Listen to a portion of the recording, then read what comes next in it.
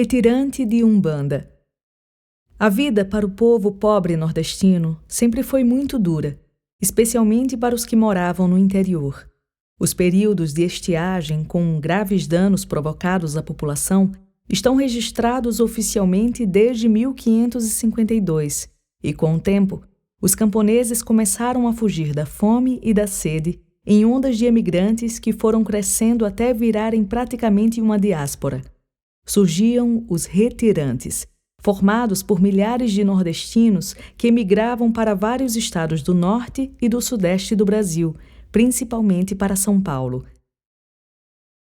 Na década de 1950, houve seca entre 1951 e 1953 e também em 1958.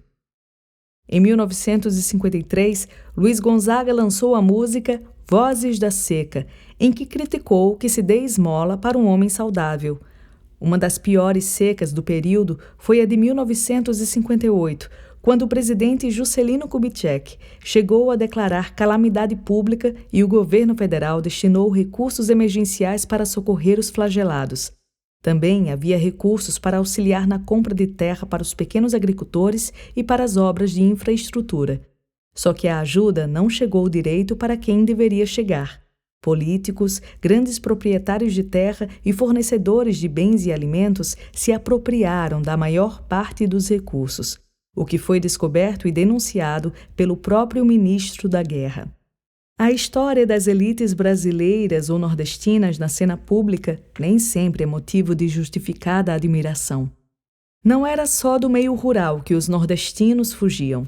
Muita gente das cidades também tentava escapar da miséria buscando oportunidades de trabalho na capital paulista, como foi o caso do meu tio José, que partiu das Rocas, um bairro também cheio de imigrantes do interior norte-riograndense. Ele chegou em São Paulo no início dos anos 1950. O Departamento de Imigração e Colonização do Estado registrou nos quinquênios de 1952 a 1956 um pouco mais que 629 mil nordestinos migrantes em trânsito pela hospedaria dos imigrantes. Só no ano 1956 passaram pela hospedaria mais de 86 mil pessoas, dos quais cerca de 78 mil eram analfabetos. Dona Lourinha chegou com terceira em 1955 e, mesmo não tendo passado pela hospedaria, estava entre aqueles que mal sabiam assinar o próprio nome. De início, Dona Lourinha morou com a filha numa casa alugada pelo filho José em Guarulhos. Minha mãe buscou trabalho e, graças ao nível escolar fundamental completo e ao seu curso de datilógrafa, conseguiu uma vaga no primeiro cartório de protestos como telefonista e assistente de escritório. Com o salário que ela recebia, mais a ajuda do meu tio, as duas se sustentavam. Minha avó começou a fazer o que sabia: partos, alguma costura à mão ou bordados. Também comprou galinhas para poder vender os ovos. Pobre se vira mesmo como pode e minha avó acabou por ganhar como doação uma máquina de costura do Centro Espírita Nosso Lar Casas André Luiz, fundado em 1949. É ainda hoje uma instituição voltada para o atendimento de crianças carentes com deficiência intelectual em Guarulhos. Na época, igualmente recebia e doava móveis e utensílios usados para a população pobre do município, o que ajudou muitos imigrantes a se estabelecerem no local. Com a máquina de costura, Dona Lourinha pôde receber mais encomendas e aumentar pouco a pouco os seus ganhos.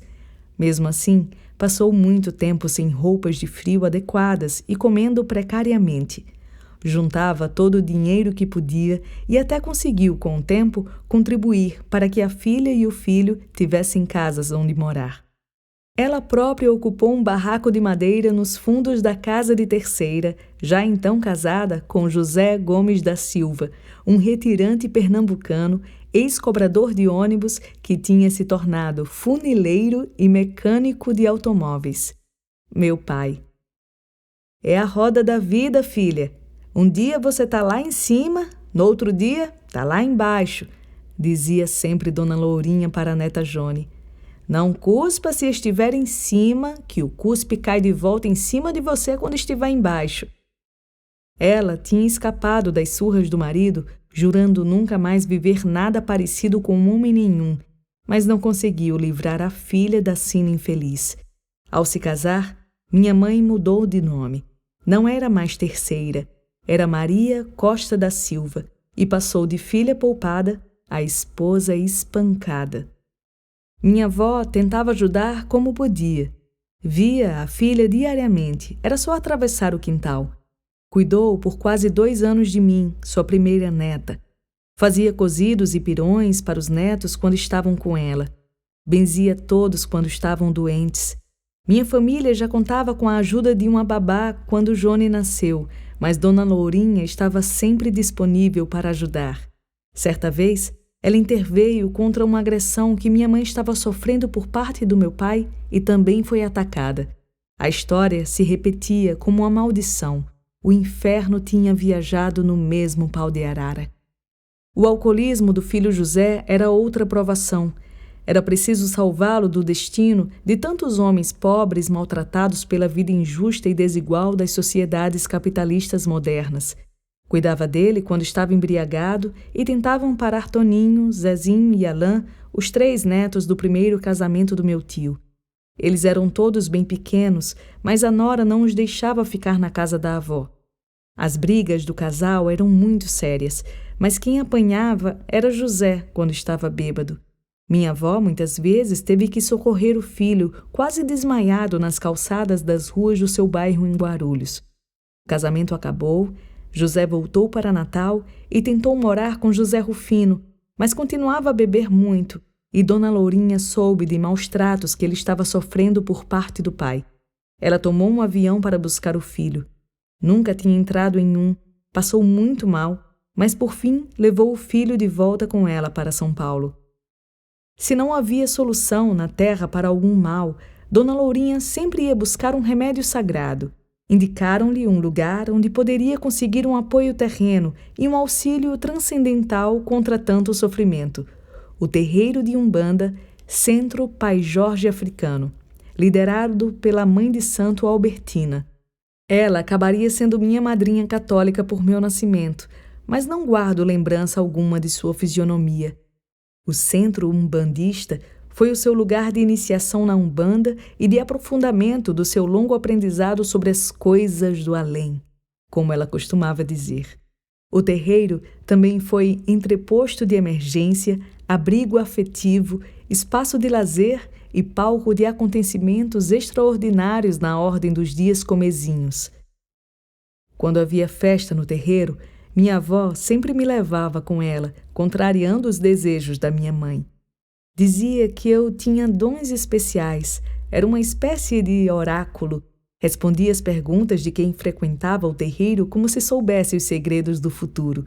Tudo isso entre meus 1,5 a 3 anos de idade. Ela contava: você ficava andando para lá e para cá com a sua sainha rodada, a calcinha bunda rica, parecia um herê, rindo.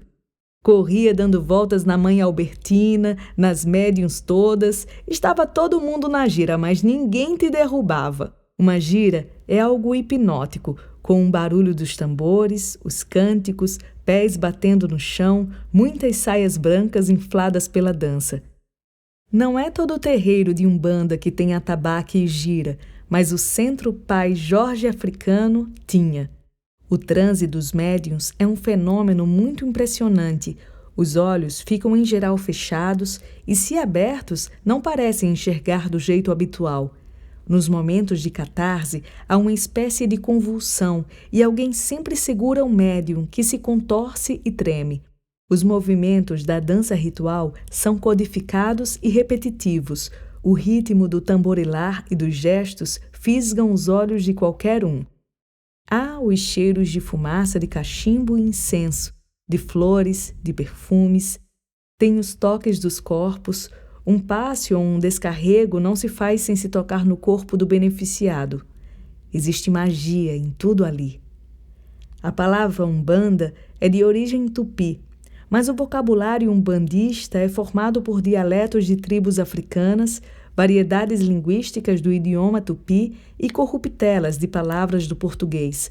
A religião Umbanda foi criada no Brasil em 1908 numa sessão de espiritismo kardecista em Niterói, no Rio de Janeiro. Herdou muito do catolicismo popular. Imagens de santos, rezas, crucifixos, rosários, defumações, altares e comemorações dos dias santificados. Cada santo católico cultuado pela Umbanda tem correlação com um orixá africano como chefe de falange. Essa apropriação também permitiu que a Umbanda fosse mais palatável para a elite católica e branca, assim como estar associada ao espiritismo kardecista era uma maneira de branquear suas origens em religiões de matriz africana. Nada disso impediu as perseguições pesadas por parte do Estado em todo o Brasil, com o argumento de que fazia uso ilegal de passes e receituários mediúnicos, distribuições gratuitas de remédios fitoterápicos e recomendações terapêuticas. O racismo e o elitismo não eram usados como argumentos oficiais. Câmara Cascudo descreveu o catimbó no Nordeste como uma prática antecedente da Umbanda, sendo uma versão do candomblé na Bahia, da macumba no Rio de Janeiro e do Xangô pernambucano. Há outros estudos demonstrando que desde os primeiros rituais místicos calundus no Brasil, as práticas dos escravizados e ex-escravizados eram proibidas pela Igreja Católica como heréticas, demoníacas, um tipo de curandeirismo e de falsas adivinhações. Os calundus eram cerimônias religiosas praticadas por africanos na América Portuguesa entre os séculos XVII e XVIII, que deram origem ao candomblé de Angola e ao candomblé geral. Também deram origem à corrente sincrética e revolucionária denominada cabula. A cabula, que fugindo das perseguições da Igreja Católica e das autoridades governamentais no final do século XIX, aproximou-se do espiritismo kardecista. Dela, originou-se a macumba, uma religião afro-brasileira, popular e altamente sincrética no Rio de Janeiro, início do século XX. Em comum, o catimbó e a Umbanda têm um recurso às plantas medicinais, o transe, o culto aos ancestrais, a devoção às figuras dos pretos velhos e dos caboclos, que são espíritos de índios adestrados ou civilizados que usam fumaça de cachimbo e maracas nos rituais aprendidos dos pajés para afugentar os maus espíritos.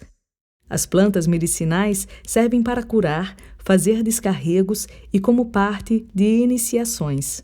A prática milenar de lidar com ervas é também tradição dos pretos velhos africanos e constitui um conhecimento empírico com alto poder resolutivo, mesmo sem validação científica para todo o seu potencial.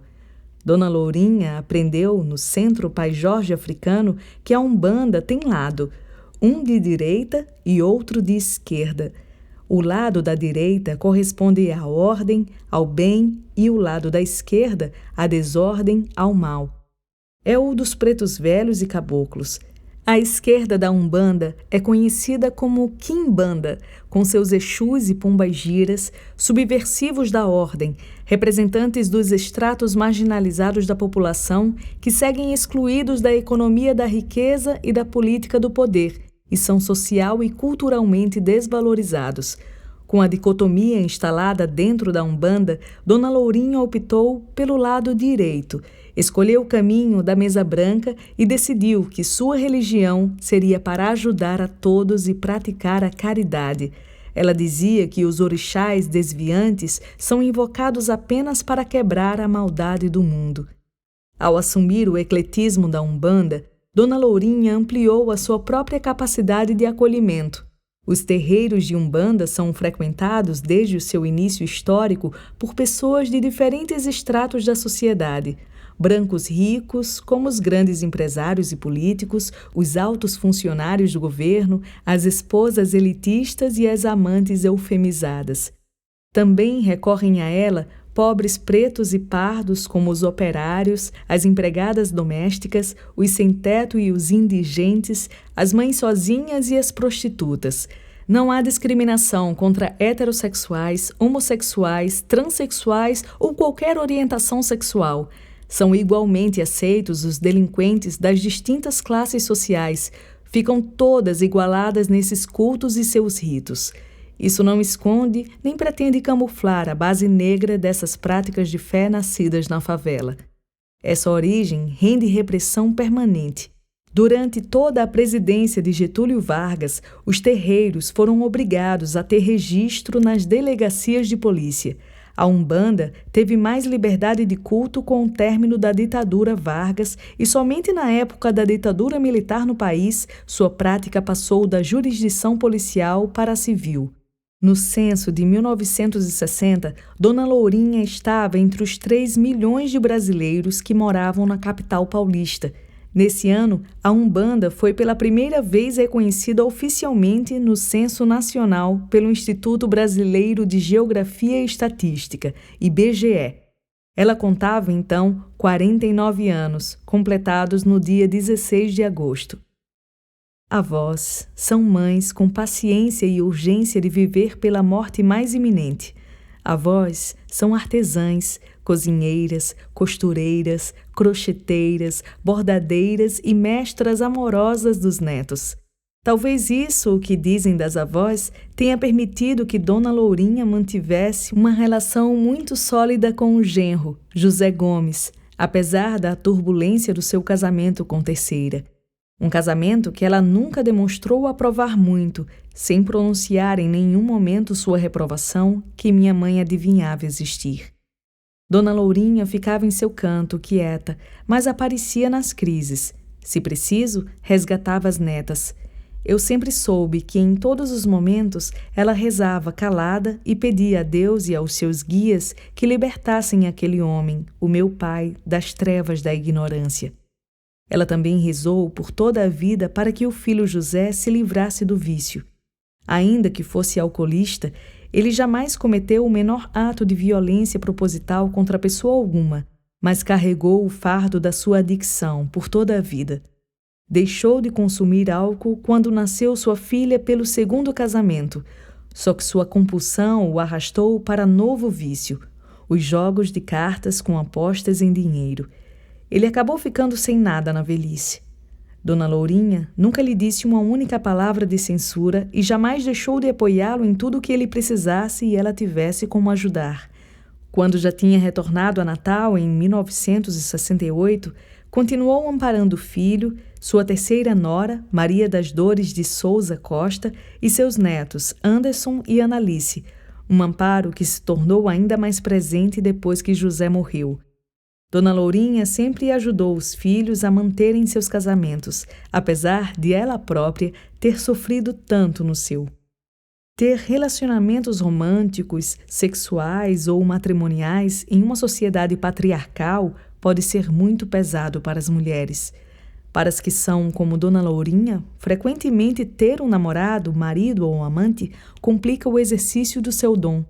Talvez por isso a benzedeira seja uma mulher que prega e pratica a pureza de corpo e alma e o sexo lhes pareça um tipo de contaminação. Dona Lourinha, que era uma benzedeira parteira umbandista, vivia em estado de ascetismo. Como muitas das suas iguais, era celibatária. Depois de se afastar do marido, nunca mais quis saber de homem nenhum, e foi nesse estado de afastamento das práticas mundanas que ela fez a sua camarinha de Umbanda no Centro Pai Jorge Africano, sob os cuidados da mãe Albertina. Camarinha era o nome do ritual de iniciação dos umbandistas nesse terreiro, que tinha um misto de ritos do candomblé e do catolicismo, mas era muito mais próximo do primeiro. Ali, Dona Lourinha acelerou seu desenvolvimento mediúnico e aprofundou seus conhecimentos doutrinários e ritualísticos sobre a Umbanda. Em obediência à tradição africana, Dona Lourinha passou 7 dias na camarinha de Obori para assentar suas entidades protetoras. Esse procedimento tem a finalidade de transformar a pessoa comum em médium, sujeito ao transe de incorporação, que é o empréstimo do seu corpo para a comunicação dos seus guias espirituais com o mundo material. Ela ficou isolada, separada das outras pessoas, num lugar no terreiro próprio para esse fim, com alimentação especial e em silêncio absoluto. Nessa preparação para se tornar médium ou cavalo, Dona Lourinha foi consagrada na Umbanda com as bênçãos do Pai Oxalá e a proteção de caboclos, pretos velhos e Iemanjá. Também se devotou a santos católicos, especialmente a Jesus, a Imaculada Conceição, a Santa Bárbara, que corresponde a Inhansã, a São Jerônimo e a São Jorge, que é Ogum. Tomou banhos purificadores, fez a cabeça, mas não posso dizer nada além disso. O ritual tem aspectos específicos em cada terreiro particular e para cada iniciado. Eles são secretos para todos os demais. Nunca soubemos o que minha avó viveu dentro da camarinha. Ela não contou para pessoa alguma. Com o tempo, Dona Lourinha foi assumindo mais responsabilidades dentro do Centro Pai Jorge Africano. Seus dons mediúnicos foram se desenvolvendo muito. Seu envolvimento com a Umbanda e com a comunidade foi ficando cada vez maior. Ela continuava partejando e costurando para conseguir seu sustento, de graça benzia e curava as pessoas no terreiro, ministrava passes espirituais com imposição das mãos ou fumaça de cachimbo e incorporava seus guias para ajudar os necessitados. Em 1968, Terceira decidiu voltar para Natal, levando o marido e as 2 filhas, eu e Jone. Nosso tio José já havia voltado para a capital potiguar e comprado uma casa para receber a mãe. Dona Lourinha, novamente, deixou seu lar e uma quantidade já bastante grande de pessoas atendidas no terreiro de Umbanda que a acolheu. Acompanhou sua família de volta às origens para fundar, ela mesma, uma religião com rituais próprios, erigir um templo e reunir um considerável número de seguidores fiéis sob sua liderança.